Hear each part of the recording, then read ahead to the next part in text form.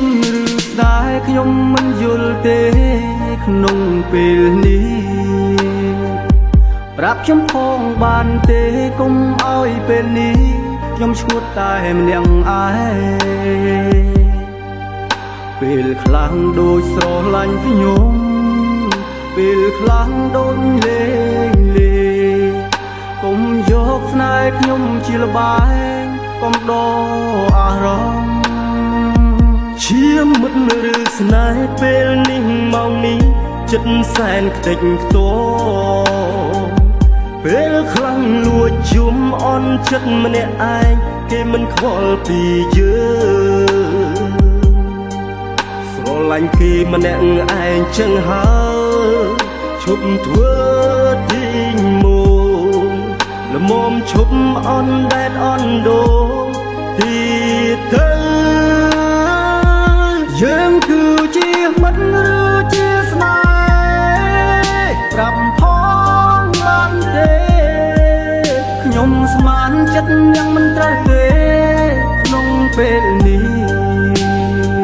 ខ្ញុំគិតឈួតម្នាក់ឯងអ្នកគ្មានចិត្តលើខ្ញុំបន្តិច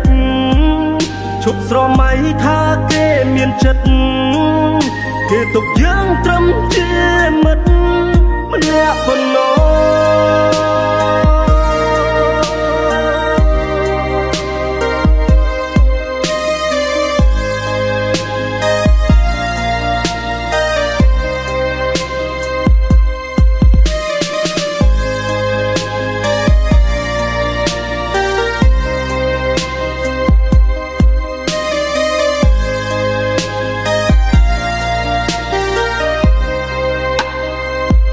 ជាមិត្តឬស្នេហ៍ពេលនេះម៉ោងនេះ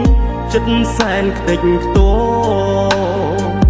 ពេលខ្លាំងលួចជុំអន់ចិត្តម្នាក់ឯងគេមិនខ្វល់ពីយើងស្រឡាញ់គេម្នាក់ឯងចឹងហើយឈប់ធ្វើទី